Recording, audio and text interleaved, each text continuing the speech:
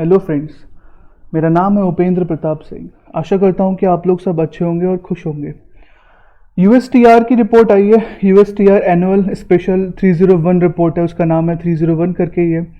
उन्होंने भारत को priority watch list में फिर से डाल दिया है। अब ये यूएसटीआर है क्या, प्रायोरिटी वॉच लिस्ट है क्या, और उन्होंने क्यों डाल दिया है, क्या कारण है, उसके बारे में हम जानेंगे। पहले जो न्यूज़ है उसके बारे में हम जानते हैं। India continues to remain on the US priority watch list for alleged violation of intellectual property rights। Bharat को USTR ने यूएस के प्रायोरिटी वॉच लिस्ट में डाल दिया है।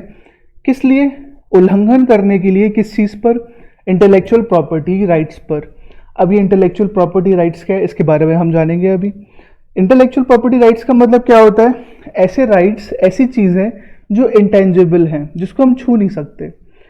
ठीक है, कैसे अधिकार हो गए, कैसे राइट्स हो गए वो? जैसे कि कॉपीराइट्स, पेटेंट इश्यूज, है ना। हम पेटेंट करवाते हैं, कॉपीराइट करवाते हैं, ट्रेडमार्क करवाते हैं किसी चीज़ का। जैसे कि आपने कुछ चीज़ नई इनोवेट करी तो उसका पेटेंट आपके पास रहेगा। दैट मीन्स कि वो प्रोडक्ट का कॉपी कोई नहीं बना सकता, और अगर वो प्रोडक्ट कहीं भी अगर शो होगा तो उस पर आपका नाम आएगा कि भाई ये XYZ इंसान ने बनाया है। तो समझ रहे हैं आप, कॉपीराइट इश्यू हो जाते हैं। बुक्स जब मैन्युफैक्चर होती हैं, बुक्स जब आप लिखते हैं तो कॉपीराइट होता है, उसकी कोई कॉपी बना के नहीं मार्केट में बेच सकता।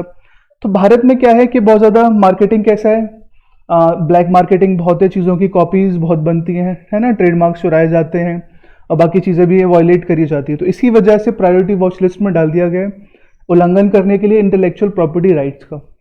And for posing new challenges that have negatively affected American right holders. और अमेरिकन राइट होल्डर्स के को चैलेंज भी कर रहा है, मतलब चैलेंजेस भी आए हैं उनके सामने, जिससे कि नेगेटिव इफेक्ट पड़ रहा है अमेरिकन राइट होल्डर्स पर। क्यों? क्योंकि अमेरिकन की जो प्रोडक्ट्स हैं वो आ रहे हैं भारत में। अब भारत में आ रहे हैं तो उनके साथ क्या हो रहा है, कॉपीज बनाई जा रही हैं, पेटेंट्स उनके कॉपी करे जा रहे हैं, चोरी करी जा रही हैं चीज़ें। तो उन्हें इतना मुनाफा नहीं हो रहा है। जैसे मेडिसिन हो गई तो उनके सॉल्यूशंस मार्केट में चोरी करके बेचे जा रहे हैं, है ना। इस तरीके से इलीगल चीज़ें बेची जा रही हैं, तो इसकी वजह से ये लिस्ट में डाल दिया गया है। The USTR, United State trade representative, USTR की फुल फॉर्म होती है यूनाइटेड स्टेट ट्रेड रिप्रेजेंटेटिव की एनुअल स्पेशल रिपोर्ट में ये बात कही गई है। अब इंटेलेक्चुअल प्रॉपर्टीज की बात मैंने करी थी, तो इसमें क्या क्या चीज़ें आती हैं, जैसे कि ट्रेडमार्क्स हो गए, है ना, ब्रांड होते हैं, ब्रांड के नेम होते हैं, पेटेंट करी जाती हैं चीज़ें, जहाँ आपने कुछ भी बनाया, कोई नया इनोवेट करा कोई चीज़, तो पेटेंट राइट्स मिलते हैं। कोई भी इन्वेंशन करा है तो आपका नाम आएगा, उसमें कॉपीराइट इश्यूज होते हैं, तो सेंसर्स होते हैं। ये सब चीज़ें क्या है, इंटेलेक्चुअल प्रॉपर्टी राइट्स में आता है। समझ लीजिएगा इसे। आगे बढ़ते हैं। अब यूएसटीआर ने 11 कंट्रीज, भारत को मिला के 11 कंट्रीज को इन्वॉल्व करा है इस लिस्ट में, प्रायोरिटी वॉच लिस्ट में। देखिए लिस्ट है, अलग अलग 3 तरीके की लिस्ट बनाई है, तो उसके प्रायोरिटी वॉच लिस्ट में डाल दिया गया है। किसको, कौन कौन है? भारत है, चाइना है, इंडोनेशिया है, रशिया है, सऊदी अरेबिया है, वेनेजुएला है, इसमें चाइल भी है, और अर्जेंटीना भी है। ठीक है, तो बहुत सारे हैं। It has also placed 25 countries including Pakistan and Turkey on the watch list। और 25 कंट्रीज और भी हैं जिसमें पाकिस्तान है, टर्की है, उसे वॉच लिस्ट में डाल दिया गया है। ठीक है, अब इसके बारे में, लिस्ट के बारे में आगे हम जानेंगे कैसी कैसी क्या लिस्ट है, मतलब क्या है इसका, पहले समझ लेते हैं। और द स्पेशल 301 रिपोर्ट है क्या? Is prepared annually by the office of the United State trade representative. किसके द्वारा बनाई जाती है? यूनाइटेड स्टेट ट्रेड रिप्रेजेंटेटिव के द्वारा बनाई जाती है। वो अब क्यों बनाई जाती है? वो क्या आइडेंटिफाई करता है? वो आइडेंटिफाई करता है ट्रेड बैरियर्स को to United State companies and product due to intellectual property law. वो ट्रेड बैरियर्स को देखता है। ट्रेड बैरियर्स आप समझते होंगे, ट्रेड बैरियर्स का मतलब ये होता है कि एक कंट्री से दूसरे कंट्री में कोई चीज जा रही है, अगर बिक रही है या कोई भी प्रोडक्ट जा रहा है, तो उस पर ट्रेड लगाए, उस पर टैक्स लगाया जाता है, टैरिफ्स लगाए जाते हैं, जिसको ट्रेड बैरियर बोलते हैं। ठीक है, वरना तो ऐसे क्या होगा ना, ग्लोबलाइजेशन में क्या हुआ है, ग्लोबलाइजेशन है भाई, तो एक प्रोडक्ट कहीं भी बिक सकता है, भारत की चीज कहीं भी बिक रही है, बट उस पर जिस कंट्री में जाएगा वहां पे वो टैक्स लगा के बेचा जाएगा। ठीक है, तो ट्रेड बैरियर्स उसे बोलते हैं to United State companies and products due to intellectual property laws.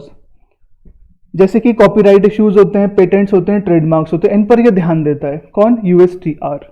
Okay, अब रिपोर्ट में क्या बात आई है, देखिए रिपोर्ट में किस किस चीजों के बारे में मेंशन करा गया है भारत की।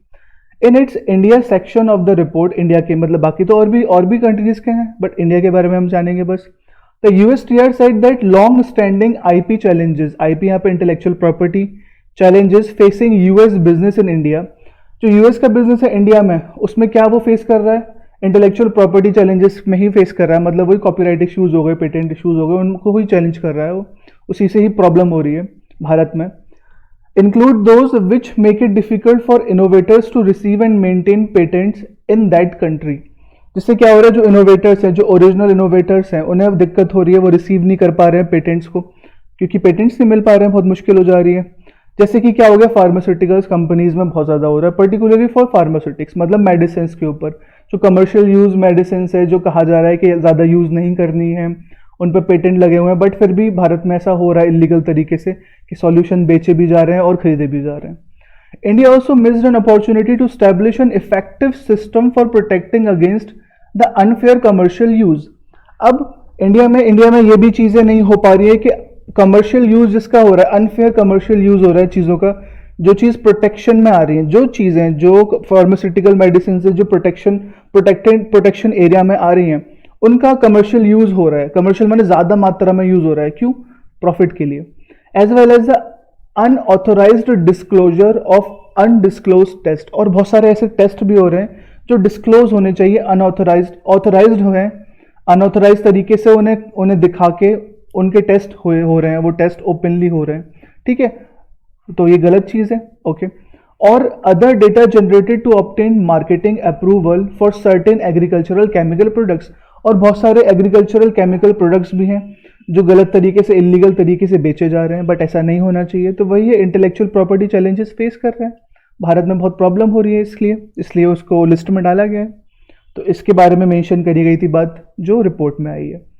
अब लिस्ट के बारे में देख लेते हैं। देखिए, तीन कैटेगरी में लिस्ट डिवाइडेड है, priority foreign country, priority watch list countries और वॉच लिस्ट कंट्रीज। अब देखिए, प्रायोरिटी फॉरेन कंट्रीज में आती है worst classification given to foreign countries that deny adequate and effective protection. एकदम ही खराब कंडीशन में जो आ रही है कंट्रीज, मतलब भारत से भी जो खराब कंडीशन में है, जहां पर इंटेलेक्चुअल प्रॉपर्टी राइट्स बिल्कुल नहीं है, मतलब चीजें धड़ल्ले से बिकी जा रही हैं, इलीगल तरीके से हर चीज बिक रही है, सॉल्यूशंस हो गए केमिकल के, कोई भी चीज हो गई, कोई भी इन्वेंशंस हो गए, सब नकली तरीके से बेचे जा रहे हैं और खरीदे जा रहे हैं। Fair and equitable market access, वहां पे फेयर और इक्विटेबल मार्केट है ही नहीं बिल्कुल तरीके से, उसका प्रोटेक्शन नहीं हो पा रहा है, तो वहां पर उसको किस लिस्ट में रखा गया? प्रायोरिटी फॉरेन कंट्री लिस्ट में। उससे नीचे लिस्ट आती है priority watch list countries are judged by the USTR as having serious intellectual property rights. देखिए, यहाँ पर सीरियस इंटेलेक्चुअल प्रॉपर्टी राइट्स है, उसका उल्लंघन हो रहा है, डेफिशिएंसी है, उसकी कमी है, मतलब इंटेलेक्चुअल प्रॉपर्टी राइट्स की कमी है। That require increased USTR attention, जिसको क्या है, यूएसटीआर को अटेंशन देना पड़ेगा, यूएसटीआर उसे चेक में रखेगा तभी जाके काम चलेगा, ठीक है। तो वो किस में आता है? प्रायोरिटी वॉच लिस्ट में, जिसमें भारत है।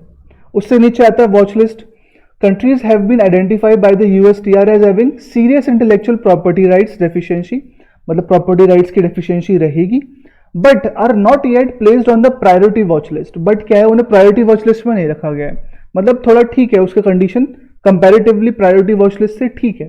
तो आप देखिए मैप में आप समझ जाएंगे, जो रेड वाले पोर्शंस हैं, ये इधर रेड वाले जो पोर्शंस है देख रहे हैं आप, जिसमें आप मेनली भारत को देखिए, ये किस में आ रहा है? प्रायोरिटी वॉच लिस्ट में।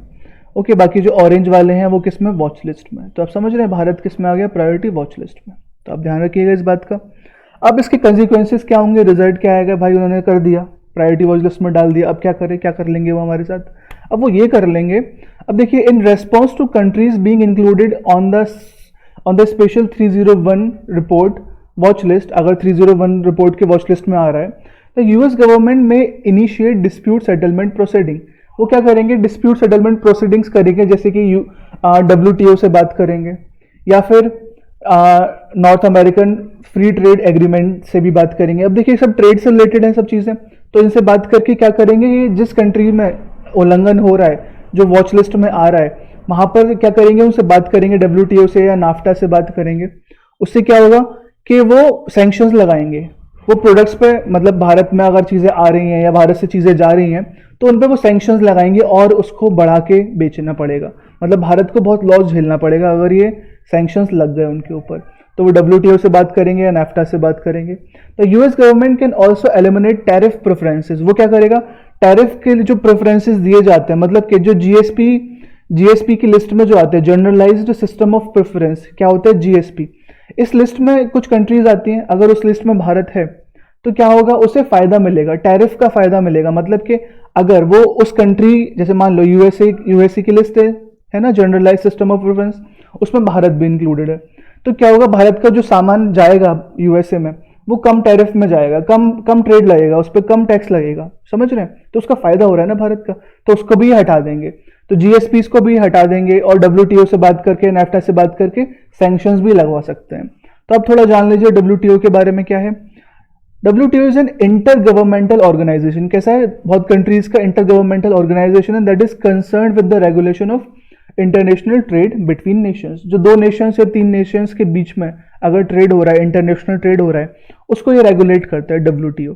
नाफ्टा क्या होता है? North American free trade agreement. मतलब कि जो नॉर्थ अमेरिकन स्टेट्स हैं, कंट्रीज है, जैसे कि कनाडा हो गया, मैक्सिको हो गया, यूनाइटेड स्टेट्स हो गया, इनके बीच जो एग्रीमेंट हो रहा है, इनके बीच जो ट्रेड हो रहा है, ये उस पर ध्यान देता है। अब जनरलाइज्ड सिस्टम ऑफ प्रेफरेंस का मतलब क्या है? It is a preferential tariff system. क्या है? एक तरीके का प्रेफरेंस दिया जाएगा, इंपॉर्टेंस दी जाएगी टैरिफ सिस्टम में, which provide tariff reduction on various product. वो क्या करेगा कि टैरिफ का रिडक्शन करेगा किसी ना किसी प्रोडक्ट्स पे। जैसे भारत का कोई प्रोडक्ट है, मान लो कोई भी चीज़ है XYZ, वो जा रही है जिस कंट्री में जा रही है और भारत उस कंट्री के GSP की लिस्ट में है, मतलब कि जनरलाइज्ड सिस्टम ऑफ प्रेफरेंस की लिस्ट में, तो उसका प्रोडक्ट वो कम पैसों में जाएगा, उस पर कम रिडक्शन मतलब कम टैरिफ लगेगा। तो ये बात आप समझ रहे होंगे। तो ये कंसिक्वेंसेज है, ये कंसिक्वेंसेज झेलने पड़ेंगे। किसको झेलने पड़ेंगे? जो प्रायोरिटी वॉच लिस्ट में आएगा। तो इसलिए थोड़ा थोड़ा नुकसान वाली बात है भारत के लिए भी, बट ठीक है, अब देखते हैं आगे क्या होता है। Thank you so much.